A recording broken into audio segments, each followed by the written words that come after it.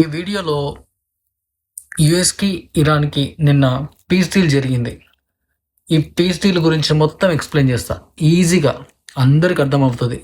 ఇది last year నుంచి రచ్చ జరుగుతూనే ఉంది. రీసెంట్గా ఒక పీస్ డీల్ అనౌన్స్ చేశారు ఒక 1 month బ్యాక్. అది జరగలేదు, ఎందుకంటే అది మన పాకిస్తాను వాళ్ళు మధ్యలో వచ్చారు కాబట్టి. ఈసారి వాళ్ళని నమ్ముకోలేదు. ఈసారి డైరెక్ట్గా యుఎస్ఏ దీన్ని సీరియస్గా తీసుకొని ఈ పీస్ ప్లాన్ అనేది తీసుకొచ్చింది. ఫైనల్గా ఇది అప్రూవ్ అయిపోయింది. నిన్న ట్రంప్ దీన్ని ఫైనలైజ్ చేసేసాడనమాట. సో ఈ వీడియోలో మొత్తం క్లియర్గా చెప్పేస్తాం, ఈజీగా అర్థమయ్యేటట్టు, స్టార్టింగ్ నుంచి ఏమైంది, ఇప్పుడు ఏమవుతుంది. సో ఈ 10 minutes అనేది మొత్తం ఇరాన్ యుఎస్ పీస్ డీల్ గురించే ఉంటుంది. ఫస్ట్ యుఎస్కి ఇరాన్కి గొడవ అది ఇప్పుడు జరిగేది కాదు, ఒక 50 years నుంచి రచ్చ జరుగుతూనే ఉంది. సో దీని చరిత్ర మొత్తం కవర్ చేయాలంటే చాలా టైం పడుతుంది.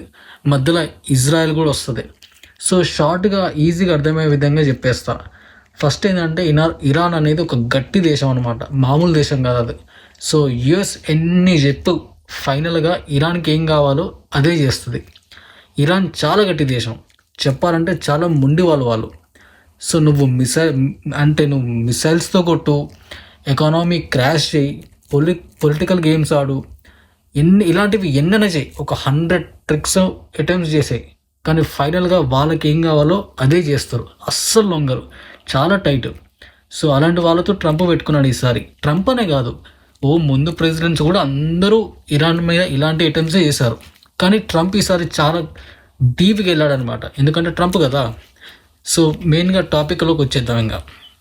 సో ఒక సూపర్ పవర్ సపోర్ట్ లేకుండా అమెరికాతో యుద్ధం అంటే అసలు అది ఊహించుకోవడానికే చాలా భయంకరంగా ఉంటుంది. సో అలాంటిది ఇరాన్ అసలు ప్రిపేర్ అయిందనమాట. ఈరోజైతే ట్రంప్ సెకండ్ టైం విన్ అయ్యాడు, వాళ్ళకి అర్థమైపోయింది ఈసారి ట్రంప్ మనకి చుక్కలు చూపిస్తాడని. సో అది ట్రంప్ విన్ అవ్వడం కూడా వీళ్ళకి ఒక ఎట్లా అంటే వాళ్ళకి ఒక సైన్ అనమాట, ఈసారి ఇరాన్కి ఏదో మూడింది అని చెప్పేసి. సో వీళ్ళంతా ప్రిపేర్ అయ్యే ఉన్నారు. ఒక సూపర్ పవర్ లేకుండా ఇరాన్ అమెరికాతో పోరాడాలంటే అది ఇంకా కష్టం. అఫ్కోర్స్ బ్యాక్ ఎండ్లో చైనా కానీ రష్యా కానీ ఏమైనా సపోర్ట్ ఇచ్చినా కానీ సో స్ట్రైట్గా వాళ్ళు దిగరు. బ్యాక్గ్రౌండ్లో వాళ్ళు ఏదో సపోర్ట్ చేస్తూ ఉంటారు. మేబీ వాళ్ళు ఈ మిసైల్స్ కానీ ఇట్లాంటి ఈ టెక్నాలజీ షేర్ చేయడం కానీ ఏదైనా ఇంటెలిజెన్స్ షేర్ చేయడం ఇట్లాంటివి చేస్తారేమో, కానీ డైరెక్ట్గా చైనా అండ్ రష్యా ఇన్వాల్వ్ అవ్వరు. ఎందుకంటే ఒకవేళ యుఎస్కి రష్యాకి యుద్ధం జరిగిందంటే అది World War III ఇంకా. ఆ రోజు ఏమవుతుంది అనేది ఎవ్వరికీ తెలియదు. ఇద్దరు తిక్కరేగి న్యూక్లియర్ అటాక్ చేసుకున్నారంటే అయిపోయింది ఇంకా, అదే మన లాస్ట్ రోజు అనమాట. సో ఇలాంటి రోజు రాదు మ్యాక్సిమం. కానీ ఈసారి యుఎస్కి అంటే ఈసారి ఇరాన్కి ఏ సపోర్ట్ దొరకలేదు. మ్యాక్సిమం వాళ్ళ చిన్న చిన్న కంట్రీస్, ఆ లెబనాన్, ఈ యమన్, వీటి ద్వారా మేనేజ్ చేశారు. కానీ బాగానే నిలబడ్డారు. ఇన్ని రోజులు నిలబడడం అంటే మామూలు విషయం కాదు, అసలు మనం అప్రిషియేట్ చేయాలి. అంటే అఫ్కోర్స్ ఇరాన్ లోపల ఎన్నని ఉండొచ్చు, వాళ్ళ కంట్రీలో తప్పులు ఉండొచ్చు, ఇంకా వాళ్ళ ఇంటెన్షన్స్ ఏమైనా ఉండొచ్చు, కానీ ఒక గట్టి కంట్రీ అమెరికాని తట్టుకోవడం అంటే మామూలు విషయం కాదు. మనం చూసాం వెనజువేలా ఏమైందో. సో వాళ్ళు జస్ట్ 1 single డేలో ఒక ప్రెసిడెంట్ని తీసుకుపోయి అమెరికాలో పెట్టేశారు వెనజువేలాలో.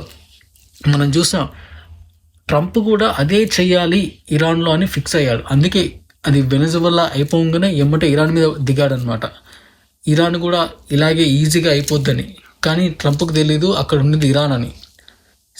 కానీ ఈసారి ట్రంప్కి గట్టిగా మూడిచ్చారు అనమాట. ట్రంప్కి మంచి లెసన్ ఇచ్చారు ఇరాన్. ఎందుకంటే అసలు ట్రంప్ ఎక్స్పెక్ట్ చేయలేదు ఇది ఇలా అవుతుందని చెప్పేసి. ఏదో ఒక 2 days లేదంటే 1 weekలో క్లోజ్ అవుతుంది అనుకుంటున్నాను. ఇరాన్ని కంప్లీట్గా ఓడించేసి దాన్ని మొత్తం ఆక్యుపై చేసుకోవాలనుకున్నాడు, కానీ ఇట్లా అవుతుందని ట్రంప్ ఎక్స్పెక్ట్ చేయలేదు. సో ఇదైతే అన్ఎక్స్పెక్టెడ్ యుఎస్కి. సో బేసిక్గా ఇరాన్కి ఏమో న్యూక్లియర్ వెపన్ కావాలి, అది ఇజ్రాయెల్కి ఇష్టం ఉండదు.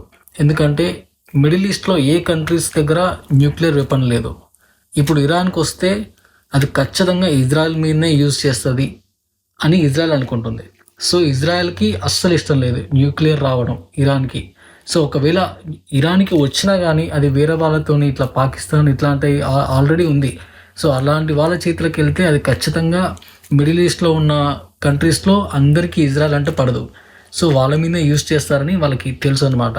సో అందుకని ఇజ్రాయెల్ ఎంత దూరమైనా వెళ్తుంది ఇరాన్కి ఆ ఛాన్స్ ఇవ్వకుండా ఉండడానికి. సో ఇదే అదంతా, ఈ రచ్చంతా.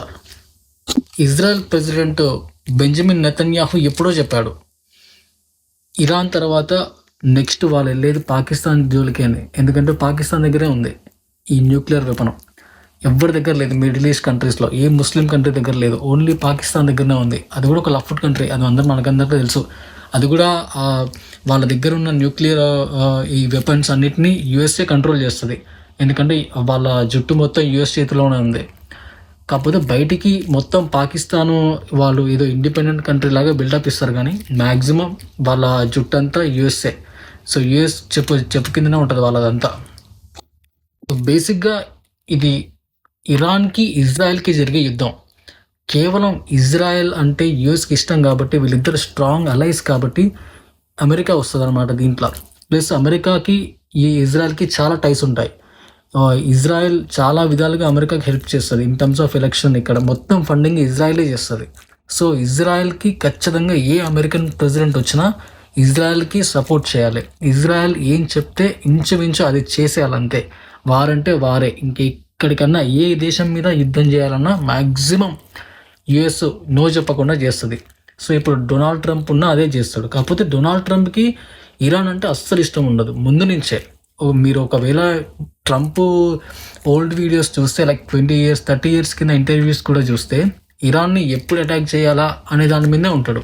కానీ వేరే ప్రెసిడెంట్స్ కూడా ఇరాన్ని ఇంతే ప్రెజర్ చేసేవి, కానీ డైరెక్ట్ ఇట్లా వార్కి వెళ్ళేది మాత్రం ఆ సిచ్యువేషన్ రాలేదు.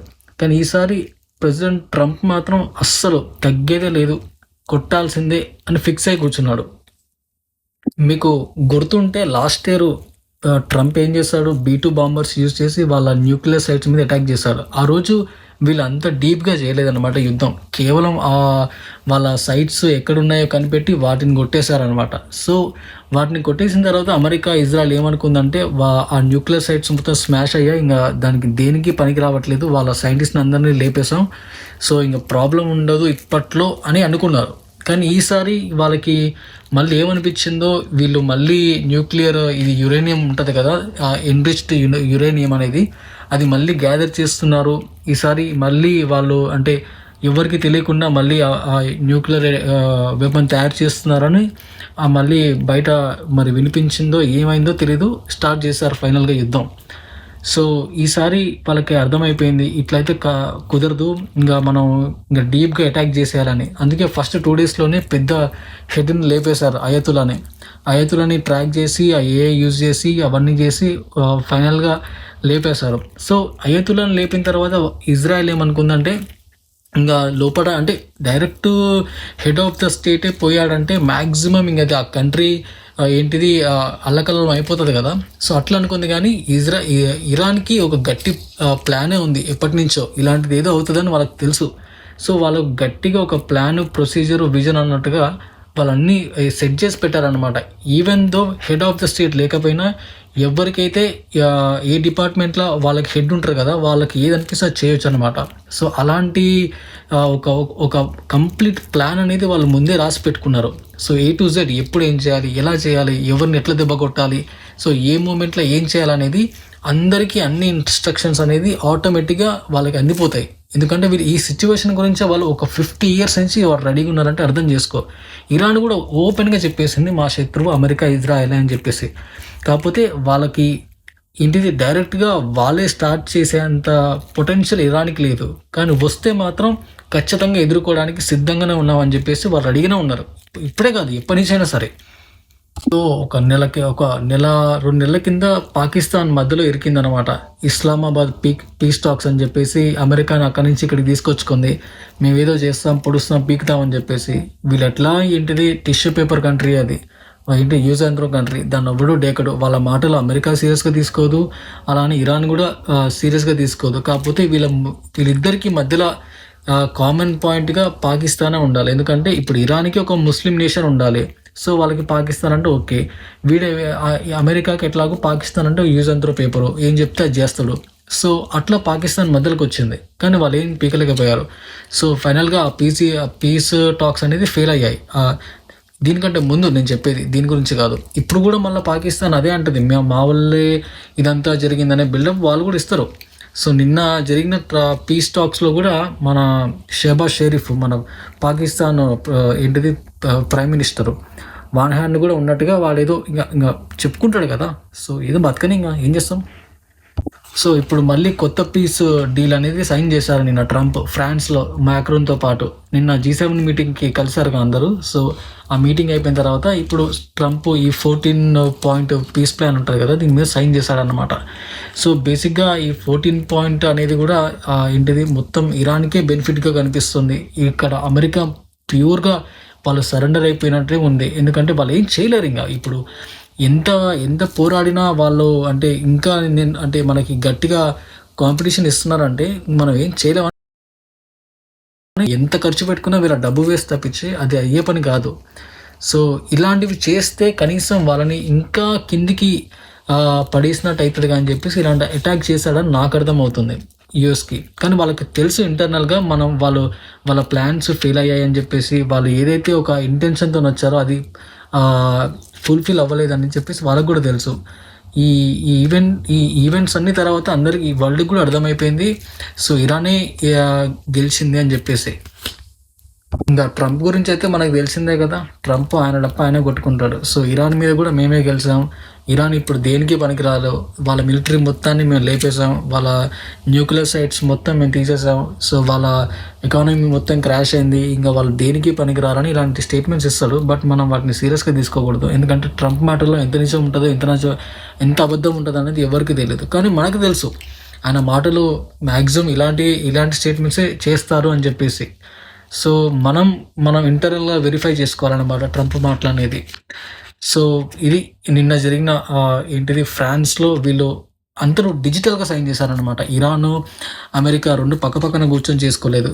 ఇరాన్లోనే ఉంది, అమెరికానేమో ఫ్రాన్స్లో ఉంది, అండ్ పాకిస్తాన్ వాళ్ళ స్టేట్లో ఉన్నారు. సో అందరూ డిజిటల్గా సైన్ చేసింది ఇది. ఇక్కడ అఫీషియల్గా అందరూ కలిసి ఇన్ పర్సన్ చేసింది ఏం కాదు ఇది. ట్రంప్ ఏమంటున్నాడంటే ఇప్పుడు ఇంకా వాళ్ళని చేయాల్సిన డ్యామేజ్ మేము చేసేసాం, ఇంకా చేయడానికి ఏం లేదు. సో వాళ్ళు కంప్లీట్గా మాకు సరెండర్ అయిపోయారు ఇరాను. సో మేమే ఇంకా ఒక డీల్కి ఏంటిది ఇదంతా చేస్తే బెస్ట్ అని ట్రంప్ అంటాడు అనమాట. ట్రంప్ ఇంకా ఏమంటాడు, వరల్డ్కి చాలా ఇబ్బంది అవుతుంది, మార్కెట్స్ అన్నీ ష్రింక్ అవుతున్నాయి. సో ఇవన్నీ జరిగితే ఇంకా కంటిన్యూ చేస్తే వరల్డ్ మార్కెట్స్ అన్నీ డిస్టర్బ్ అయితే స్టాక్స్ మొత్తం అల్లకల్లోలం అయిపోతాయి. సో ఇది అంటే ట్రంప్ ఏంటంటే వరల్డ్ గురించి ఏదో కేర్ చేస్తున్నట్టుగా ఆయన ఈ మాటలు చెప్తున్నాడు. కానీ ఇంటర్నల్గా అందరికీ తెలుసు యుఎస్ పని అయిపోయింది. అక్కడ యుఎస్ ఇరాన్ని డామినేట్ చేయలేకపోయింది అని చెప్పేసి అందరికీ తెలుసు. అక్కడ అప్పర్ హ్యాండ్ ఇరాన్దే మ్యాక్సిమం. అంటే వాళ్ళు ఏ ఇంటెన్షన్తో వచ్చారో పక్కకు పెడితే, అమెరికా మాత్రం ఇరాన్ని చెయ్యాలి అన్న డ్యామేజ్ మాత్రం చేయలేకపోయింది. That is for sure.